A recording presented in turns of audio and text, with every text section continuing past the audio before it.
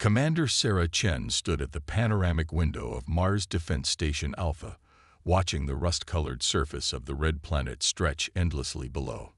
After 15 years of service in the United Earth Space Force, she still found herself mesmerized by the view. The colonies below bustled with activity: mining operations, research facilities, and the sprawling biodomes that housed over 2 million settlers. Humanity had come so far in just a few decades. The calm of her morning contemplation shattered as alarms blared throughout the station. "Commander," Lieutenant Rodriguez's voice crackled through her comm unit. "Multiple unknown signatures just appeared beyond Neptune's orbit. They're massive, ma'am. Nothing like we've ever seen." Sarah's military training kicked in instantly. "Sound General Quarters. Get me a direct link to Earth Command and have the colony defense grid activated." "How many contacts?" 7 vessels, Commander. Largest is approximately 5 kilometers in length. They're broadcasting something. The next few hours became a blur of activity as humanity faced its first contact with an alien civilization. The vessels identified themselves as representatives of the hegemony, a confederation of spacefaring species. Their initial messages spoke of peace, trade, and cultural exchange. Sarah didn't trust it. Something about their approach felt wrong. Too calculated, too perfect. She'd spent her career studying tactical patterns, and these ships moved with an efficiency that bordered on predatory.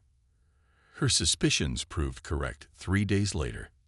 The hegemony delegation, led by Supreme Coordinator Vextal, arrived at the Mars Diplomatic Center with an offer that made Sarah's blood run cold. "Your species has shown remarkable progress," the tall crystalline being announced to the assembled human representatives.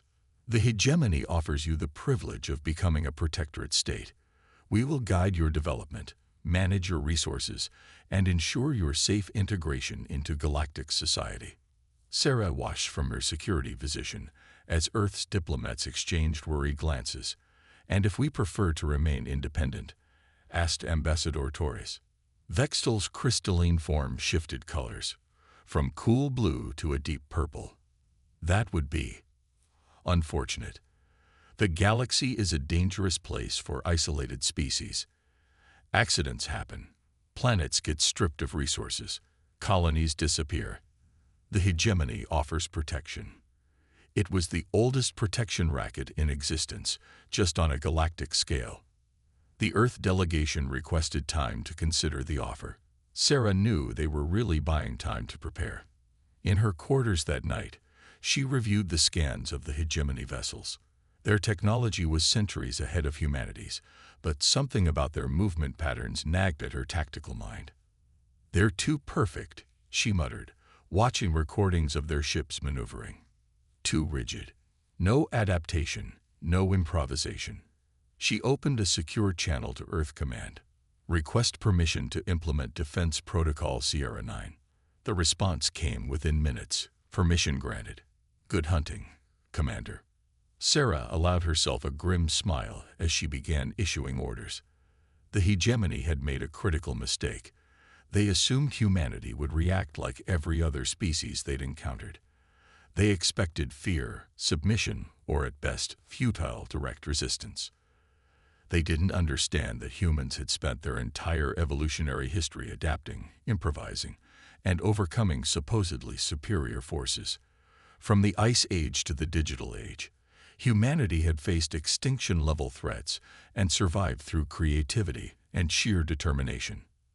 When the hegemony ships returned 3 days later, expecting Earth's surrender, they found something very different. The Mars colonies appeared abandoned, the defense stations powered down. As their ships moved in to secure the apparently deserted facilities, Sarah gave the order. Hundreds of small, automated drones, hidden in the Martian dust storms, swarmed the hegemony vessels. These weren't traditional weapons. They were repurposed mining units, construction bots, and maintenance drones, each carrying improvised electronic warfare packages designed to confuse and overwhelm the aliens' perfect but rigid systems. "Let's show them how humans fight," Sarah broadcast to all Earth forces. "Hit and run." Adapt and overcome. Show them what happens when they threaten our home. The battle for Mars had begun, and with it, humanity's reputation among the stars would be forever changed. The species that refused to kneel was about to teach the galaxy a lesson about the true meaning of strength. As the hegemony's perfect formations began to break under the swarm of unpredictable attacks, Sarah watched from her command center, already planning the next phase. They had surprised the enemy once, but this was just the beginning. The real test would be turning this initial victory into a strategy that could protect Earth and its colonies from an enemy that controlled hundreds of worlds. But as she watched her troops adapt and improvise in real time, implementing tactics that no training manual had ever conceived, she felt a surge of pride. Humanity had spent its entire existence learning to survive against overwhelming odds. Now they would show the galaxy why humans never kneeled to threats, no matter how powerful they seemed. The hegemony's response to humanity's defiance came swiftly and brutally. Massive warships emerged from hyperspace across the solar system, their crystalline hulls gleaming in the starlight. This wasn't a diplomatic fleet, it was an invasion force. Commander Sarah Chen watched from Mars Defense Station Alpha as the tactical display filled with enemy signatures. "Status report," she ordered, her voice steady despite the gravity of the situation. 37 capital ships detected, Commander," Lieutenant Rodriguez reported. "They're deploying fighter screens. Energy readings are off the charts." Sarah's tactical display showed the grim reality. The hegemony had committed a fleet large enough to subjugate an entire sector. Earth's combined defense forces were outnumbered 10 to 1. But numbers weren't everything, as humanity's history had proven countless times. "All stations, implement scatter protocol," Sarah broadcast. "Remember your training. We're not here to win a conventional war. We're here to make them regret ever threatening Earth." Across the solar system, humanity's defense forces dispersed into smaller, more mobile units. Traditional military doctrine called for concentrated forces to meet the enemy head-on. But humans had long since learned that asymmetric warfare could defeat supposedly superior forces. The first wave of hegemony ships moved toward Mars with mathematical precision. Their formation was perfect, their coordination flawless. And that was their weakness. "Launch Operation Sandstorm," Sarah ordered. Deep beneath the Martian surface, hundreds of electromagnetic pulse generators activated simultaneously. The massive dust storms that regularly swept across Mars' surface became weapons, charged with electromagnetic energy that played havoc with the hegemony's sensitive scanning systems. But the aliens adapted faster than expected. Their second wave carried shielding against the electromagnetic interference. They pushed through the storms, their weapons turning sections of Mars' surface to glass. Multiple breaches in Colony Dome 7. The reports flooded in. Heavy casualties in Mining Complex 3. Their landing ground forces. Sarah felt each casualty like a physical blow, but she couldn't let emotion cloud her judgment. Launch the counterstrike. All units, execute Plan Delta. From hidden bunkers across Mars, humanity's survivors emerged to fight. They weren't just soldiers, they were miners, engineers, scientists, and colonists who had trained for this moment. They fought with improvised weapons, repurposed mining equipment, and an intimate knowledge of their terrain. The hegemony's ground forces found themselves fighting an enemy that seemed to emerge from the very rocks, strike with devastating effect, and disappear before they could respond. Their perfect formations meant nothing in the twisted tunnels of abandoned mining complexes. Their advanced weapons were less effective against opponents who struck from shadows and vanished into the dust. But victory came at a terrible price. Earth's orbital defenses were overwhelmed. Luna Base fell silent. The colonies on Europa and Ganymede were cut off. Millions of civilians huddled in underground shelters as the hegemony ships darkened their skies. In her command center, Sarah received an unexpected transmission. The source was a small ship that had slipped through the hegemony's blockade. Its pilot was Zora, a refugee from a species that had fallen to the hegemony centuries ago. "Your resistance has inspired others," Zara's translated message declared. There are many within the hegemony's domain who remember freedom. We can help each other. Sarah studied the tactical data Zara had brought. The hegemony's empire spanned hundreds of worlds, but it was not as monolithic as it appeared. Other species had been watching humanity's resistance with growing interest. Some were willing to help, secretly at first, but perhaps more openly if humanity could prove that resistance was possible. We've lost a third of our fleet, Sarah's executive officer reported grimly. The colonies are under siege. Earth's governments are considering the hegemony's demands for surrender. Sarah's response was immediate. Tell Earth to hold on.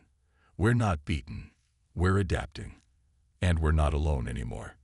She turned to her tactical display, where Zara's data revealed previously unknown weaknesses in hegemony technology. Their rigid perfection, their inability to think outside their programmed parameters, could be turned against them. But first, humanity needed to survive long enough to implement what they'd learned. All commands, fall back to secondary positions, Sarah ordered. Prepare for Phase 2. The hegemony thinks they're fighting a conventional war. Let's show them how humans really fight when everything we love is at stake. As her forces retreated and regrouped, Sarah knew that the coming battles would determine not just humanity's fate, but potentially the future of every species that had ever been forced to kneel before the hegemony. They had to find a way to win, not just for Earth, but for all those who had lost their freedom to an empire that confused submission with strength. In the darkness of an underground bunker beneath Olympus Mons, Commander Sarah Chen studied the holographic display showing the movements of hegemony ships. 2 months had passed since their invasion began, and something strange was emerging in their battle patterns. Show me the last 3 major engagements, she ordered. The AI compiled the data, and Sarah's eyes narrowed as she watched the replay. There, do you see it? Zara, their alien ally, moved closer to the display. Their responses are becoming slower, less efficient. Not just slower, Sarah said. They're hesitating. Every time we introduce a new tactic, there's a delay before they adapt. And the delay is getting longer. Dr. Emily Wong, Earth's leading xenobiologist, had been analyzing hegemony behavior patterns. Their neural architecture is different from ours, she explained. They excel at processing massive amounts of data and executing complex strategies, but they struggle with rapid contextual shifts. Humans, on the other hand, we evolved to be adaptable. Sarah finished. To think on our feet, to improvise. A plan was forming in her mind. What if we stop trying to match their technological advantage and start exploiting their cognitive limitations? The next phase of humanity's resistance took shape in hidden bases across the solar system. They called it Operation Chaos Theory, a strategy that went against everything the hegemony understood about warfare. Instead of coordinated fleet actions, human ships began operating in small, autonomous units. Each commander was given a simple objective, but complete freedom in how to achieve it. They struck from unexpected angles, used mining ships as impromptu weapons platforms, and turned asteroid fields into deadly trap-laden mazes. The hegemony's response was revealing. Their ships would freeze momentarily when faced with unexpected situations, their perfect formations breaking apart as they struggled to process scenarios that didn't fit their tactical databases. Sarah watched from her command center as a group of retrofitted cargo ships executed a maneuver that would have made any traditional military instructor cringe. They cut their engines in the middle of an asteroid field, using the rocks as cover, while releasing clouds of metallic chaff that played havoc with hegemony sensors. They're trying to predict our next move, Sarah observed, but there is no pattern to predict. Every unit is improvising independently. The strategy began to pay off. Hegemony ships, designed for perfect coordination, found themselves isolated and overwhelmed by swarms of smaller craft using tactics that changed constantly. Their superior technology meant little when they couldn't bring it to bear effectively against an enemy that refused to fight according to conventional logic. But the real breakthrough came from an unexpected source. Through Zara's underground network, they learned that other subjugated species were watching humanity's resistance with growing interest. The hegemony's perfect control was built on the assumption that technological superiority guaranteed victory. Humanity was proving that assumption wrong. "We're receiving transmissions from resistance cells on 3 different hegemony worlds," Lieutenant Rodriguez reported. "They want to coordinate their actions with ours." Sarah realized they had stumbled upon something bigger than just defending Earth. They were showing the galaxy a new way to fight, not through superior force, but through adaptability, creativity, and the courage to think differently. The tide began to turn. Hegemony supply lines, once perfectly coordinated, fell into disarray as they faced simultaneous insurgencies across multiple systems.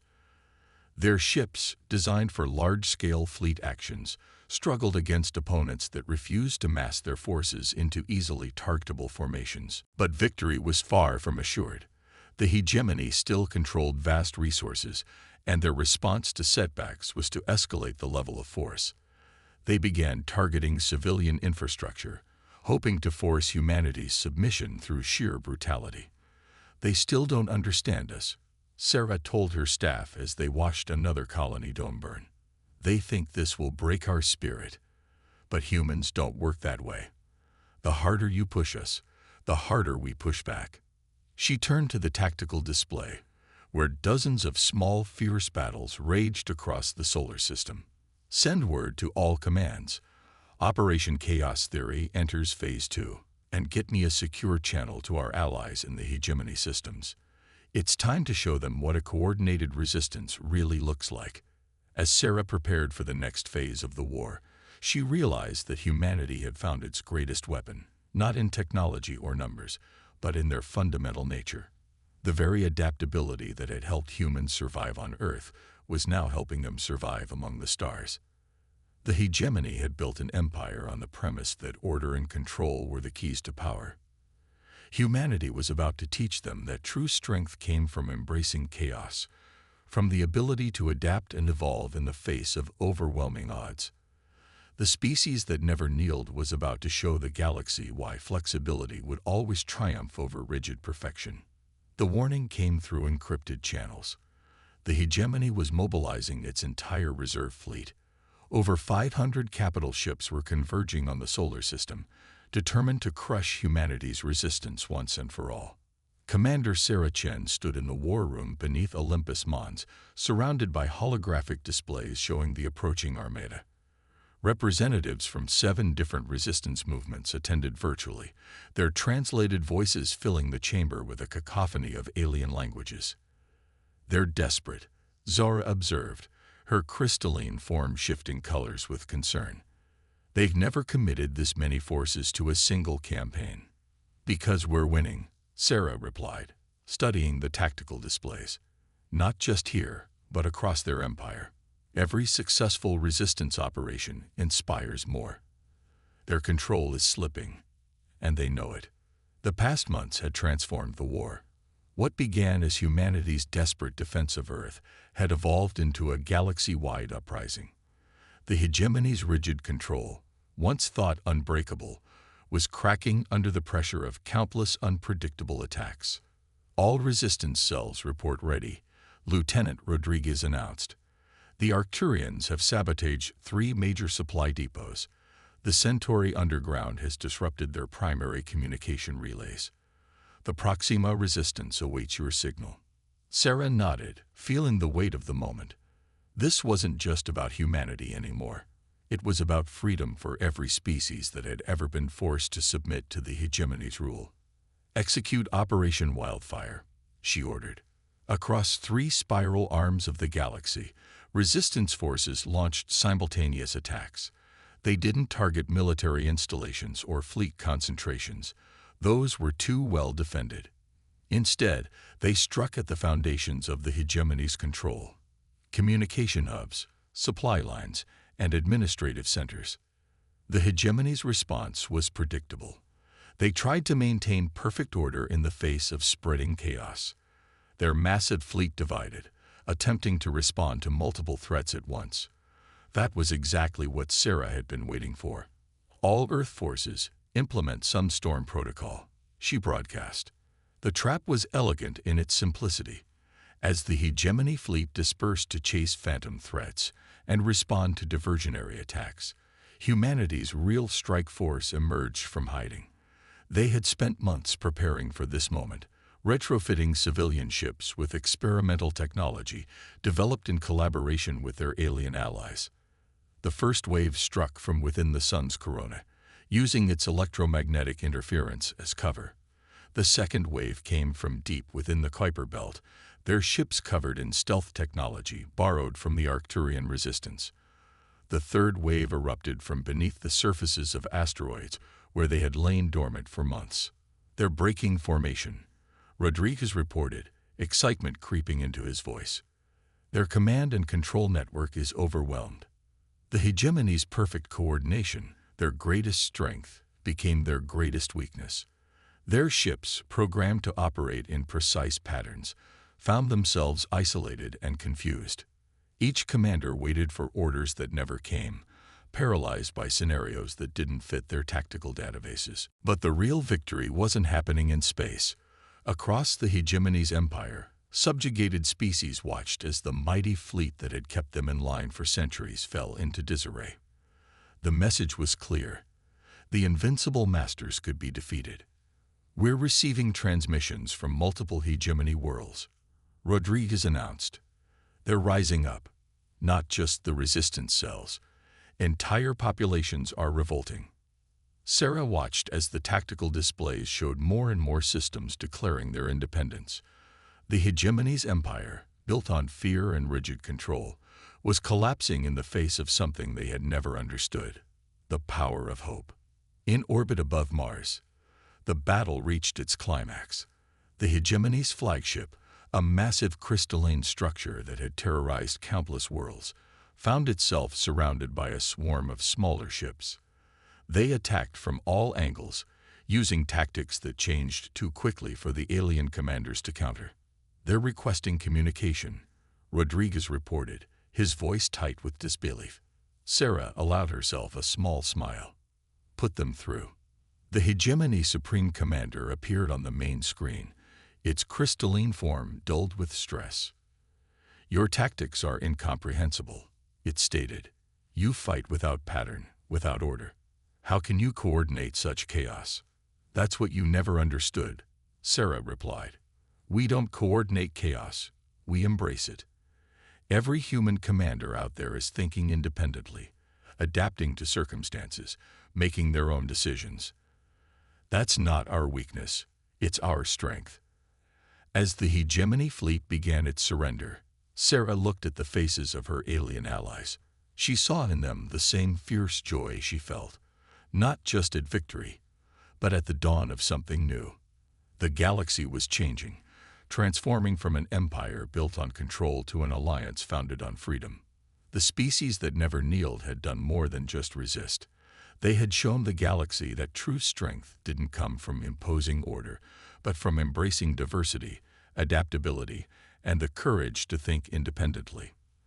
The revolution they started would reshape not just Earth's future, but the destiny of countless worlds.